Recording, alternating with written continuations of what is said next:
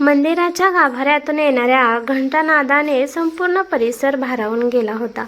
धुपाचा मंद सुगंध, मंत्रोच्चारांचा गंभीर आवाज आणि हवनकुंडातून वर जाणाऱ्या धुराच्या लहरी, सगळ्या वातावरणात एक वेगळी शांतता पसरली होती.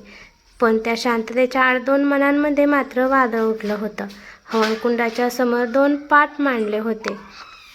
एका पाटावर नववधूच्या रूपात सृष्टी बसली होती आणि दुसऱ्या पाटावर शिव. काही क्षणापूर्वी परत ज्यांचं आयुष्य दोन वेगवेगळ्या वाटावर चाललं होतं, ते दोघे आज एका अग्निसाक्षीने कायमचे एकमेकांशी जोडले जाणार होते. सृष्टीने डोळे मिटले होते. तिच्या मनात असंख्य विचारांची गर्दी होती. मागे काय घडलं, कोणाला गमावलं, किती काही सहन केलं, या सगळ्याचा विचार न करता ती फक्त एकच प्रार्थना करत होती, देवी, यावेळी माझ्या आयुष्यात सुख पाठव. ज्या नात्यावर मी विश्वास ठेवते ते नातं कधीच तुटू देऊ नकोस. लाल रंगाची पैठणी, त्यावर हिरवा काठ, हातभर मेहंदी आणि हिरव्या बांगड्यांचा खणखणाट, गळ्यात नाजूक नेकलेस, कानात झुमके आणि केसांची सुंदर सागरवेणी, त्यावर माळलेले गजरे. नववधूच्या रूपात सृष्टी आज खरोखरच खुलून दिसत होती. तिच्या पायात नुकत्याच घातलेल्या जोडव्याने पैंजण होते. गोरा वर्ण, गोल चेहरा, छोटंसं कपाळ, चाफे कळी नाक, नाजूक ओठांवरची लाल लिपस्टिक, बदामी आकाराचे काळसर तपकिरी डोळे आणि त्याभोवती उठून दिसणारी डार्क काजळाची रेषा तिच्या सौंदर्यात आणखीन भर घालत होती. पण तिच्या चेहऱ्यावरचं सौंदर्य जितकं दिसत होतं त्यापेक्षा तिच्या मनातली घालमेल कितीतरी मोठी होती. आणि तिच्या शेजारी ऑफ व्हाईट कुर्ता आणि पांढरा पायजामा परिधान करून शिव शांतपणे बसला होता. उंच धिप्पाड शरीरयष्टी, जिममध्ये कमावलेले मजबूत शरीर, उभा चेहरा, मुठ्ठ कपाळ, काळेभोर डोळे, शार्प जॉय लाईन आणि त्यावर उठून दिसणारी बियर्ड, सरळ नाक आणि रागट डाळिंबी ओठ. वाऱ्याच्या हलक्या झोताने त्याच्या सिल्की केसांचा एक झुपका कपाळावर येऊन रेंगाळला होता. पण शिवच्या चेहऱ्यावर मात्र कोणतीही भावना नव्हती. ना आनंद, ना उत्साह, ना प्रेम. तो फक्त समोरच्या देवीच्या मूर्तीकडे शांतपणे पाहत होता. जणू या लग्नाचा निर्णय त्याने मनाने नाही तर परिस्थितीने स्वीकारला होता. आणि कदाचित या लग्नामागचं खरं कारण सृष्टीला अजून माहीतही नव्हतं. वाऱ्याच्या झोत्यामुळे अग्निकुंडातली अग्नीसुद्धा पेट घेत होती आणि त्याचबरोबर तिच्या केसांचे पुढे असलेले छोटे छोटे बट तिच्या चेहऱ्यावर रेंगाळत होते. ती तिच्या नाजूक हातांनी केस मागे सारत नजर त्याच्याकडे करते तशी त्याचीही हलकी नजर तिच्यावर पडली. दोघांची नजरानजर झाली. तिच्याही चेहऱ्यावर काहीच भाव नव्हते. तेव्हा त्याने किंचित ओठ रुंदावले. तिनेही त्याला प्रतिसाद देत ऑकवर्डमध्ये छोटी स्माईल देत पुन्हा पुढे बघू लागली. त्याच्या घरचे मोजकेच लोक त्या मंदिरात बसले होते. समोर ब्राह्मण मंत्र वाचत होते. मंत्र संपले तसे तिथे उपस्थित असलेल्या लोकांनी त्यांच्या अंगावर अक्षता वाहिल्या. ब्राह्मणने त्यांच्यासमोर मंगळसूत्र आणि कुंकवाचं ताट धरलं. त्याने एक नजर त्याला पाहिलं आणि मंगळसूत्र घेतलं आणि तिच्याकडे पाहिलं. तीही नजर वर करून त्याच्या डोळ्यात बघू लागली. तो पुढे झुकत तिच्या गळ्यात मंगळसूत्र घालतो. त्याच्या हलक्या नाजूकशा गार स्पर्शाने तिचे अलगद डोळे बंद झाले. त्याने तिच्या बंद डोळ्यांकडे पाहत अलगद आपला हात बाजूला केला. त्याचा स्पर्श नाहीसा झाला तसे तिने डोळे उघडले. दोघे एकमेकांच्या डोळ्यात बघू लागले. त्याने चिमटीत थोडेसे कुंकू घेतलं आणि तिच्या भांगेत भरलं. तिथे असणारे त्यांची फॅमिली मनातून सुखावली.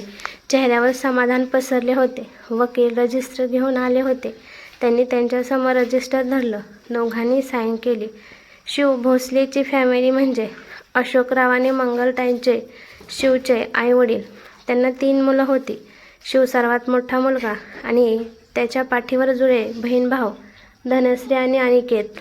घरात आजी, त्याची विधवा आत्या लक्ष्मीताई आणि त्यांना एक मुलगी तनिष्का, असा त्यांचा मोठा परिवार होता. तर सृष्टी दिघेची फॅमिली म्हणजे अनुराधाताई, सृष्टीची आई. काही वर्षापूर्वी तिच्या वडिलांचं निधन झालं होतं. रमेश आणि अर्चना हे तिचे मोठे भाऊ आणि वहिनी. त्यांना एक गोंडस मुलगी माया होती. अशी त्यांची छोटीशी फॅमिली होती. शिवने गळ्यातला हार काढला आणि अनिकेतकडे दिला. सृष्टी आणि शिव सगळ्या मोठ्यांच्या पाया पडले. लग्न झाल्यावर शिवच्या घरचे त्यांच्या घरी निघाले. सृष्टी तिच्या घरच्यांशी बोलत होती म्हणून शिव आणि अनिकेत गाडी शेजारी येऊन थांबले. दुपारची वेळ असल्याने शिवने डोळ्यावर गॉगल चढवला आणि मोकळ्या भकास आकाशाकडे पाहिलं. जणू त्या वातावरणाची त्याला सवय झाली होती. अनुराधाताईंच्या डोळ्यात पाणी जमा झालं होतं. सृष्टीचेही डोळे भरून आले होते. आयुष्यात असं काही होईल कधी स्वप्नातसुद्धा बघितलं नव्हतं. तेच आता उघड्या डोळ्यांनी बघत होती. दादा, वहिनी येते, काळजी घ्या आईची. सृष्टी हुंदकावरत रमेशच्या गळ्यात पडत म्हणाली, तू सुद्धा काळजी घे. रमेश तिच्या पाठीवरून हात फिरवत तिला दिलासा देत म्हणाला, ताई काळजी करू नका, तुम्ही आता तुमच्या नव्या संसाराकडे लक्ष द्या. अर्चना म्हणाली. सृष्टीने बाजूला होत रुमालाने डोळे पुसले. तिचं लक्ष तिथेच खेळत असलेल्या 2 छोट्या मुलांकडे गेलं. माया आणि वेद फुलांच्या पाकळ्या करून खेळत होते. ती दोघांजवळ गेली. आत्या, मी तुझ्या अंगावर मागाशी फुलं फेकली. माया खुश होऊन तिच्या अंगावर फुलं टाकत म्हणाली.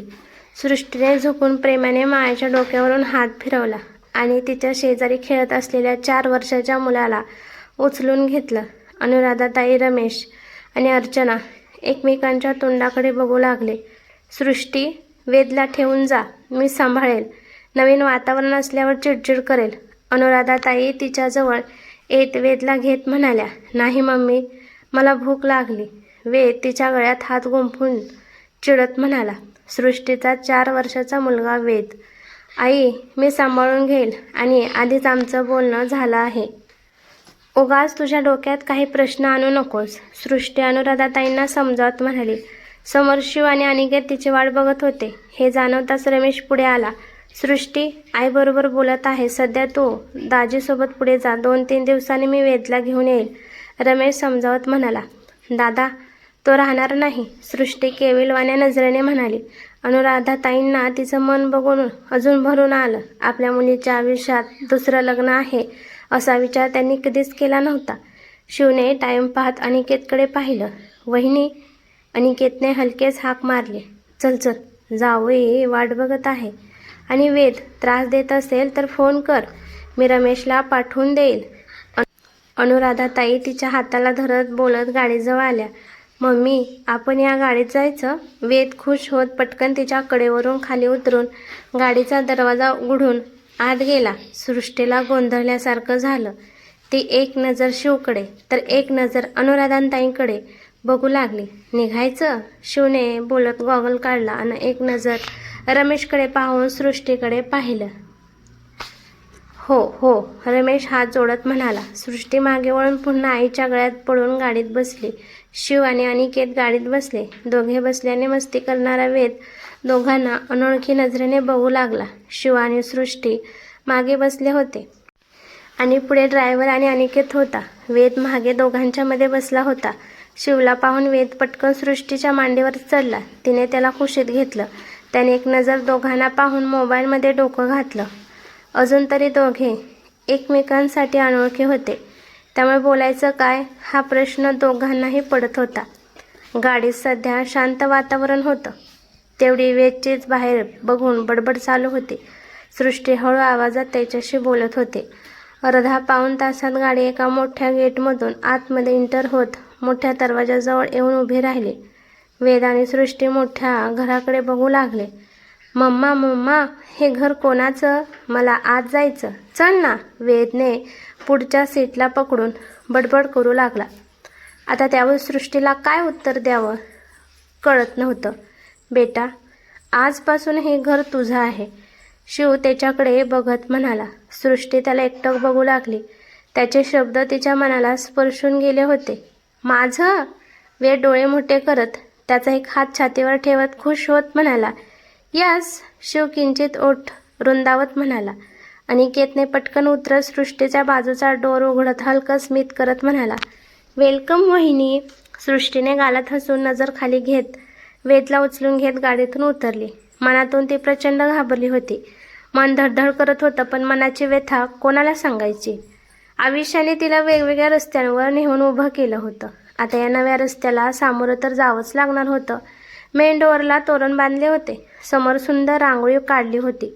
मंगलताई गालात हसत आरतीचं ताट घेऊन उभ्या होत्या. त्यांच्या सोबतीला अशोकरावही उभे होते. दोघे एकसाथ दारात उभे होते. अनिकेतने आत जाऊन दोघांचे फोटो काढले. सृष्टीने वेदला खाली सोडलं. वेद खुश होत आत पळत इकडे तिकडे बघू लागला. मी त्याला थांबवायचा प्रयत्न करत होती, पण लहान मुलं ऐकतात कुठे? पहिल्यांदा एवढं मोठं घर बघत होता आणि त्यात खेळायला खूप जागा असल्यामुळे लुटू इकडे तिकडे पळत होता. आजी आणि आत्या तिथेच लिव्हिंग एरियामध्ये बसल्या होत्या आणि त्यांच्या चेहऱ्यावर नाराजी साफ दिसत होती. मंगलताईंनी दोघांची आरती केली आणि इशाऱ्याने समोर ठेवलेला कलश ओलांडून आत येण्यास सांगितलं. सृष्टीने नजर खाली घेत कलश ओलांडून आत आले. सगळं लक्ष तिचं वेदकडेच होतं. भीती वाटत होती. त्याने काही केलं, कशाला हात लावला, काही पडलं तर, पण लगेच त्याच्या मागे जाणं योग्य वाटलं नाही. म्हणून ती गप्प हळूहळू पावलं टाकत आत आली. शिवची नजर पूर्ण घरावर फिरत होती. त्याच्या नजरेला जे बघायचं होतं ते दिसत नव्हतं, म्हणून मन चलबिचल झालं होतं. दोघे आत आले तसे त्याने कोणाकडे न बघता सरळ स्टेप चढत वर निघून गेला. सृष्टीने त्याच्याकडे एक नजर बघून मंगलताईंकडे पाहिलं. सगळेजण तो गेल्याच्या दिशेने बघू लागले. चल सृष्टी, देवाच्या पाया पडू नये, मंगलताई तिच्या खांद्याला हात लावत दिलासा देत म्हणाल्या. तशीच तिने होकारार्थीमध्ये मान हलवली आणि त्यांच्या मागे निघाली. आई, आता हा मुलगा पण इथेच राहणार का? आत्या काहीशी चिडून म्हणाली. तसंच वाटतंय, आजीही चिडक्या आवाजात म्हणाल्या. समोर वेद खेळत होता तर त्यांना राग येत होता. हो, तोही आजपासून आपल्या घराचा मेंबर आहे, तर शक्य तितक्या लवकर तुम्ही स्वीकार करा. अशोकराव आवाजात जरा बाणत दोघींना बोलत त्यांच्या शेजारी बसले. मंगलताईंनी सृष्टीला मंदिरात घेऊन गेल्या. तिने हळदी कुंकू वाहून हात जोडून नमस्कार केला. तुझ्यासाठी सगळं नवीन असणार आहे, थोडंसं समजून घे. कोणी काही बोललं तर मनाला लावून घेऊ नको, मंगलताई तिच्या डोक्यावरून हात फिरवत मायेने म्हणाल्या. तसं सृष्टी गालात हसत खाली वाकून त्यांना नमस्कार केला. घरातली परिस्थिती तिच्यापासून लपून नव्हती, म्हणून तिला मंगलताईंच्या बोलण्याचा अर्थ कळाला. चल, वेदला घेऊन थोडा आराम कर, मंगलताई म्हणाल्या. ती त्यांच्या मागे निघाली. लिव्हिंग एरियामध्ये आजी, आत्या आणि अशोकराव बसले होते. दोघींनी तिच्याकडे बघून चेहऱ्यावर खोटं हसू आणलं. ती त्यांच्यासमोर जाऊन दोघींच्या पाया पडले. त्यांनीही तिला आशीर्वाद दिला. ती जाऊन अशोकरावांच्या सुद्धा पाया पडली. वेदची मस्ती चालली होती. सृष्टीने पटकन त्याला उचललं आणि कडेवर घेतलं आणि मंगलताईंच्या मागे निघाली. त्यांनी तिला शिवच्या रूममध्ये आणलं. तिने नजर फिरवली. खूप सुंदर लक्झरी रूम होती. एवढी मोठी रूम बघून वेद खुश झाला आणि तिच्या कडेवरून उतरण्यासाठी धडपडू लागला. तू आराम कर, मी तुझं जेवण रूममध्येच पाठवते. थकले असणार ना, मंगलताई बोलून दार पुढे करून निघून गेल्या. तिने वेदला खाली सोडलं. तो लगेच नवीन वस्तूंना हात लावू लागला. धनश्री, शिवने हाक मारली. दादा, इथे आहे मी, धनश्री थोडं ओरडत म्हणाली. तिच्या आवाजाच्या दिशेने तो निघाला. ती वरच्या टेरेस गार्डनवर होती. समोर लहान मुलांसाठी भरपूर खेळणी होती. धनश्री एका झोक्यावर एकटीच बसलेली होती. धनश्री, तो नजर फिरवत म्हणाला. तिकडे आहे. ती त्याच्याकडे एक कटाक्ष टाकून इशारा करत म्हणाले. त्याने नजर फिरून पाहिलं. 4 वर्षाची मुलगी एका कोपऱ्यात तिचा टेडी छातीशी कवटाळून ग्रिलमधून बाहेर बघत बसली होती. डोळ्यातून पाणी येत होतं. गाल गोबरे लाल झाले होते. घारे डोळे सध्या अश्रूंनी भरले होते. कर्ली केसांची पोनी घातलेली सगळी विस्कटून टाकली होती. लाल चुटूक ओठ सध्या रडून कोरडे पडले होते. अशी अवस्था बघून त्याचं मन लगेच भरून आलं. परी, तो पटकन तिच्या जवळ जाऊन तिला मागून आपल्या मिठीत उचलून घेतो. आता अजून तिला भरून आले. I hate you. तुला मी आवडत नाही ना? तू नवीन मम्मा का आणलीस? मला नको. ती त्याला जोरात ओरडत त्याला मागे ढकलत अंग सोडून देत रडत होती. पण त्याची पकड मजबूत असल्याने तिला उतरता येत नव्हते. तिचे वाक्य त्याच्या काळजावर घाव घालत होते. सकाळपासून रडत आहे, काहीच खाल्लं नाही, धनश्री जवळ येत म्हणाली. बस सोना, माझं ऐकणार नसेल तर मी निघून जाऊ दे का? तो तिच्या चेहऱ्यावर किस करत तिला शांत करत म्हणाला. तशी ती हळूहळू शांत होत त्याला घट्ट बिलगून त्याच्या खांद्यावर डोकं ठेवते. तिच्यासाठी जेवण रूममध्ये घेऊन या. शिव तिथल्या सोप्यावर बसत परीकडे बघत म्हणाला. I hate you. ती पुन्हा त्याच्या छातीवर मारत चिडून म्हणाली. परी, तो तिचे हात धरत ओरडून म्हणाला. ती पुन्हा ओठ काढून रडू लागली. दुःख आधीच खूप, त्यात डॅड ओरडत आहेत तर अजूनच रडू येत होतं. डोंट क्राय बच्चा. त्याने पुन्हा तिला आपल्या कुशीत झाकून घेतलं. ती हुंदके देत देत त्याला घट्ट कवटाळून घेतलं. तो जागचा उठला अन तिला घेऊन झोक्यावर बसत पायाने हळूहळू झोका देऊ लागला. ती पण गुणगुण करतच डोळे झाकू लागली. तिची पकड लूज झाली तसं त्याने तिला आपल्या दोन्ही हातात नीट घेतलं. समोरचे वेट टिश्यू घेऊन तिचा चेहरा नीट पुसला. गार लागल्याने झोपेत तिने अंग कोमेजून ओठांचा चंब केला. त्याने तिच्या केसांचा रबर काढला आणि केस मोकळे केले. त्याने तिच्या कपाळावर ओठ टेकवले. पापण्यांच्या कडा ओलावल्या होत्या. ती त्याचा जीव होती. त्याच्या काळजाच्या तुकड्याला थोडासा जरी त्रास झाला की त्याला त्रास होत होता. सृष्टी पूर्ण रूमभर नजर टाकत एक एक फोटो बघत होती. शिव आणि परीचे खूप सारे फोटो त्या रूममध्ये लावले होते. घरात आल्यापासून परी तिला दिसलीच नव्हती. तिने तिच्या गोंडस फोटोवरून हात फिरवला. मम्मा हे बघ. वेदचा आवाज आला तसे ती त्याच्याकडे बघू लागले. त्याने एक ड्रॉवर उघडला आणि त्यातून भरपूर सारे टॉयज बाहेर काढले होते. चेहऱ्यावर आनंद तर भरभरून वाहत होता. त्याचा आनंद बघून तिला हसू आलं. मम्मा हे चालू होत नाही.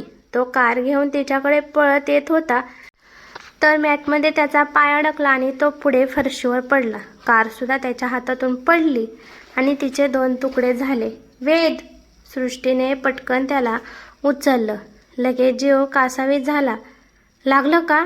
नाही ना? ती त्याला मांडीवर घेत बघू लागली.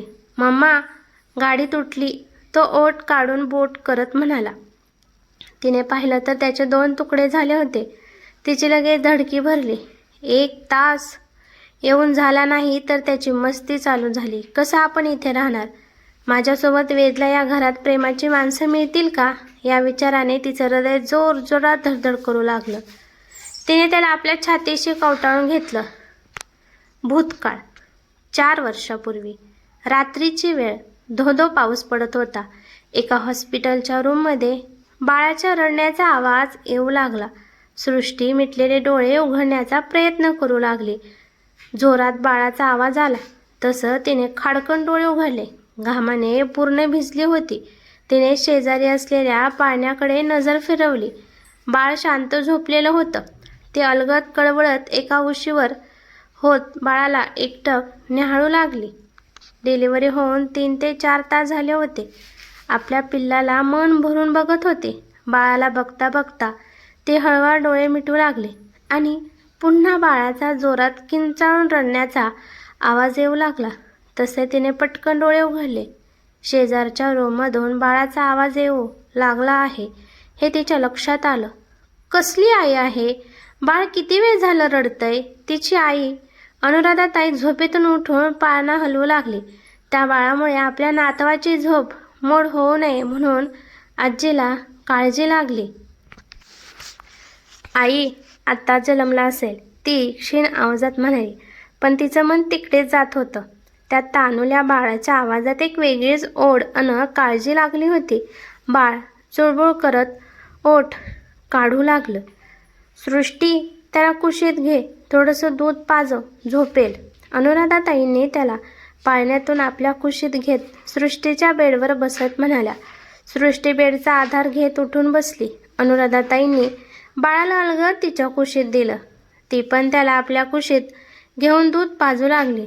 9 महिने आणि आज दिवसभर वेदना सहन करून तिचं गोंडस बाळ तिच्या कुशीत छानपैकी डोळे मिटून आवाज करत दूध पित होतं. त्याचा पिताना चकचक आवाज एखाद्या संगीतातील सुराप्रमाणे तिच्या कानाला भासत होता. त्याचे छोट्या हातीने आपल्या हातात घेत ओठ टेकवले. सगळं सुख एकीकडे आणि आई होण्याच्या सुख एकीकडे. कितीतरी वेळ ती तिच्या पिल्लाला निहाळून पापे घेत आपल्या कुशीत घट्ट कवटाळत होती. शारीरिक त्रास तर होत होता पण त्या त्रासात सुद्धा तिला आनंद होत होता. कारण तिचं बाळ तिच्या हातात निवांत झोपले होते. थोड्या वेळातच नर्स आत येऊन बाळाला चेक करू लागली. सिस्टर, बाळ किती वेळ झाले रडत आहे? बाळासोबत मोठे कोण नाही का शांत करायला? अनुराधाताई वैतागून म्हणाली. त्या बाळाची आई काही वेळापूर्वी जग सोडून गेली आणि आता त्या बाळाला भूक लागली आहे आणि पोट भरत नसल्याने रडायचं चालू आहे, ती नर्स शांतपणे म्हणाली. दोघी सुन्नपणे एकमेकींना बघू लागल्या. सृष्टीच्या काळजात तर धस्स झालं. ऐकूनच कान बहिरे झाल्यासारखे झाले होते. अंगावर सर्रकन काटा आला. तिने आपल्या बाळाला आपल्या कुशीत घट्ट कवटाळून घेतलं. आपल्याला जर काही झालं असतं तर आपल्या चिमुकल्याचे किती हाल झाले असते, हा विचार येताच अंगभर भीतीची लाट पसरली. त्याचबरोबर त्या पिल्लूचा रडण्याचा आवाज ऐकून मनात कालवा होऊ लागली. आता तर रडून रडून आवाज बारीक येत होता. तिने दारातून नजर बाहेर टाकली. बाळाची आजी त्याला शांत करत इकडून तिकडे फिरत दुधाच्या बॉटलने दूध पाजत होती. पण त्या छोट्या पिल्ल्याला ते धरताच येत नव्हतं. थोडं दूध मिळालं तरी ओठ काढून रडत होतं. सिस्टर, त्या बाळाला आणता का? मी थोडं दूध पाजवते. त्या बाळाचा आवाज तिला सहन होत नव्हता आणि तिच्या पटकन तोंडून निघून गेलं. तशी सिस्टर आणि अनुराधाताई तिला प्रश्नार्थक नजरेने बघू लागल्या. सृष्टी, काय बोलतेस? तुझ्या बाळाला बघ पहिले. अनुराधाताई चिडून म्हणाल्या. आई, लहान बाळ आहे आणि आता त्या बाळाला एक आईची कुशी हवी आहे. सिस्टर, आणा. सृष्टी क्षीण आवाजात म्हणाली. सिस्टरने हुंकार भरला आणि बाहेर त्या बाळाच्या आजीकडे गेली. त्यांना काहीतरी सांगून बाळाला घेऊन आतमध्ये आले. अनुराधाताईंनी त्यांच्या नातवाला कुशीत घेतलं आणि अलगद पाळण्यात झोपवलं. सृष्टीने तिचे दोन्ही हात समोर केले. सिस्टरने अलगद तिच्या दोन्ही हातांवर बाळाला सोपवलं.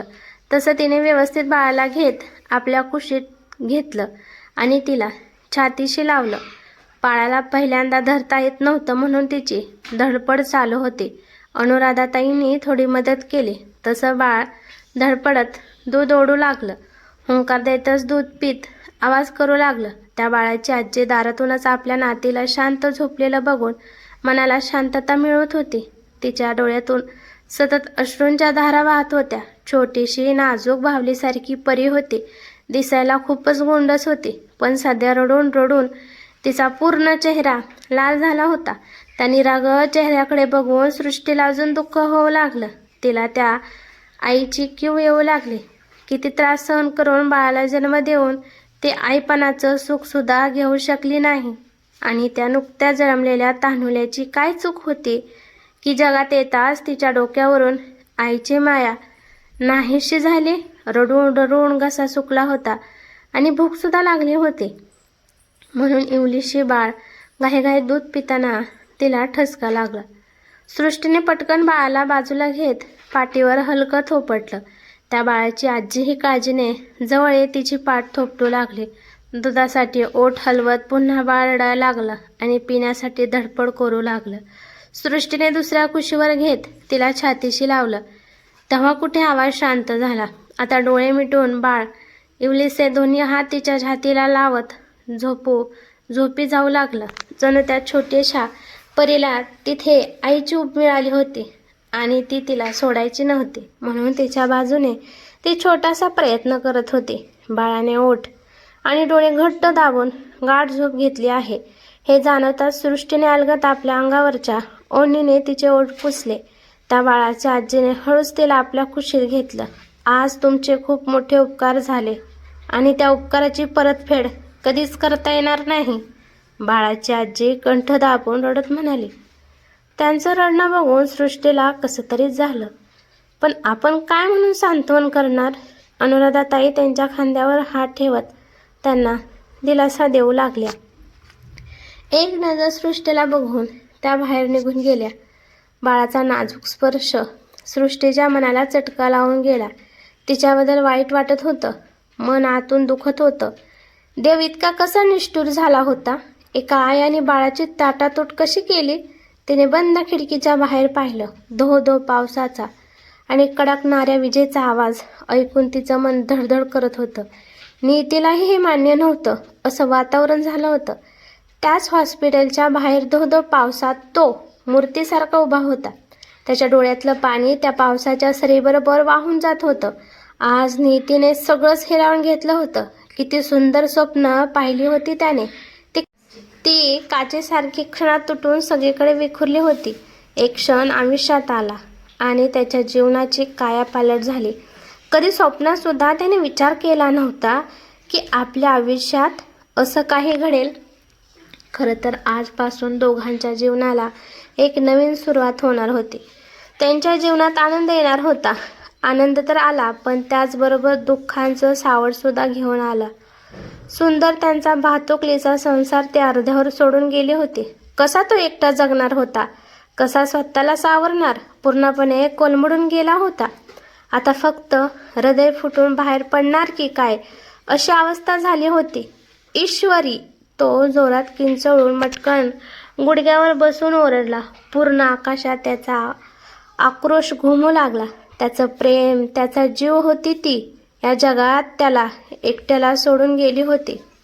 एकीकडे तिचे घरचे रडून रडून आक्रोश करत होते आणि एकीकडे हा पूर्णपणे तुटून धाय मोकलून रडत होता. त्याचे वडील आणि भाऊ त्याला सावरत होते, पण जणू त्याला जगायची इच्छाच उरली नव्हती. ईश्वरीला जाऊन आज 10 दिवस झाले होते.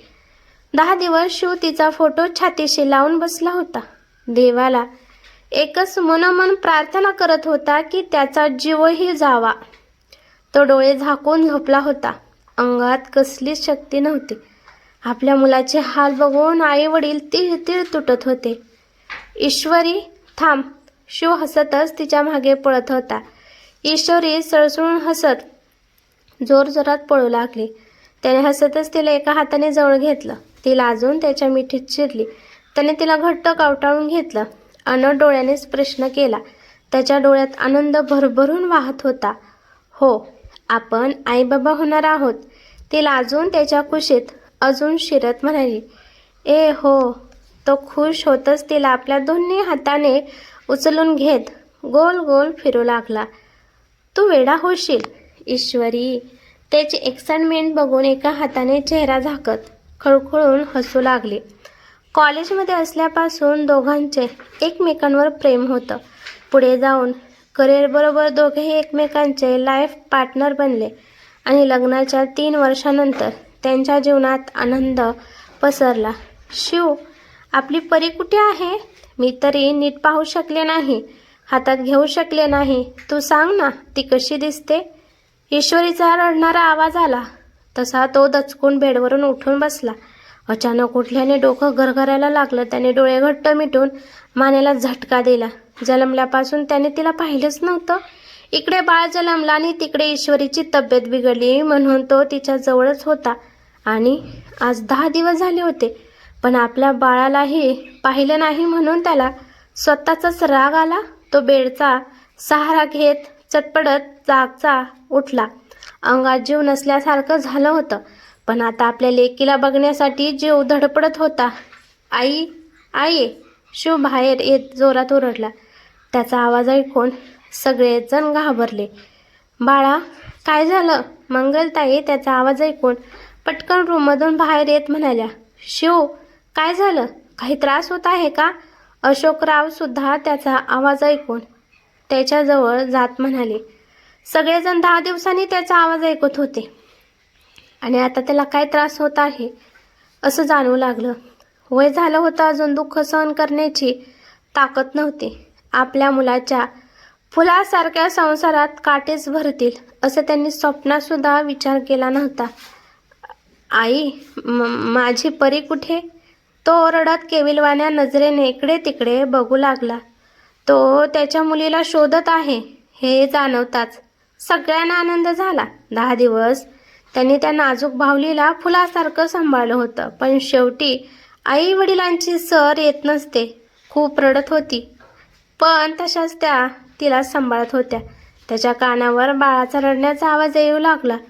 तसं त्याला त्रास होऊ लागला. आई, ती का रडते? कुठे आहे? तो ओरडत म्हणाला. धनश्री, पिल्लूला आण. मंगलताई त्यांचे डोळे पुसत ओरडत म्हणाल्या. धनश्री तिला घेऊन बाहेर आली. शिव त्या छोट्याशा बाहुलीला एकटक बघू लागला. तो लगेच पळतच आपल्या हृदयाच्या तुकड्याला अलगद आपल्या दोन्ही हातांमध्ये घेतलं. ती खूप रडत होती. ओ हो हो, तो त्याचे 2 हात पाण्यासारखे हलवत तिला शांत करत फिरू लागला. सगळे त्याच्याकडे कौतुकाने बघत होते. त्याचबरोबर कंठ दाटून आला होता. 10 दिवसांनी तो बोलला होता म्हणून सगळ्यांच्या जीवात जीव आला. ईश्वरीवर त्याचं किती प्रेम होतं हे सगळ्यांना माहीत होतं आणि आपण ह्यालाही गमावू का काय याची भीती होती. पण आज त्याचा आवाज ऐकून बरं वाटत होतं आणि बाळसुद्धा लगेच त्याच्या खुशी शांत झालेलं बघून सगळे चकित झाले होते.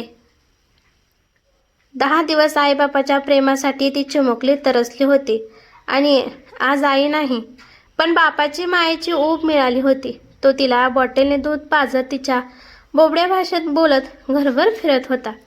ती दूध पीत पीत त्याला एकटक बघत होती. झोपेची कुंगी चढत होती तशी ती डोळे हळूहळू झाकू लागली. त्याने बॉटल बाजूला ठेवली आणि तिला आपल्या कुशीत घट्ट कवटाळून फिरवू लागला. शिव तिला पाळण्यात झोपवते. मंगलताई हात पुढे करत म्हणाला, तिचं सगळं सामान माझ्या रूममध्ये शिफ्ट कर. तो तिच्या कपाळावर ओठ टेकवत मनाला आज समाधान मिळत होतं. अजून लहान आहे, मंगलताई काळजीने म्हणाल्या. पण माझी आहे ना, मी काळजी घेईल. तो मंगलताईंच्या डोळ्यात पाहत औंठ ठगळून म्हणाला. मंगलताईंनी डोळ्याला पदर लावत त्याच्या डोक्यावरून हात फिरवला. आई ईश्वरीसारखी दिसते ना? तो तिच्या केसांवरून मायेने हात फिरवत म्हणाला. हो, ईश्वरी आणि शिव मिळून परी. आजपासून माझ्या पिल्लाचं नाव परी आहे. शिव तिच्या चेहऱ्यावर पप्पी घेत गालात हसत म्हणाला. सगळे खुश होत त्याला आणि त्याच्या लेकीला मन भरून बघू लागले. तर मित्रांनो, कसा वाटला या कथेचा पहिला भाग कमेंट करून नक्की सांगा आणि व्हिडिओला लाईक, चॅनेलला सबस्क्राईब करायला अजिबात विसरू नका. भेटूया पुढील भागात. तोपर्यंत धन्यवाद.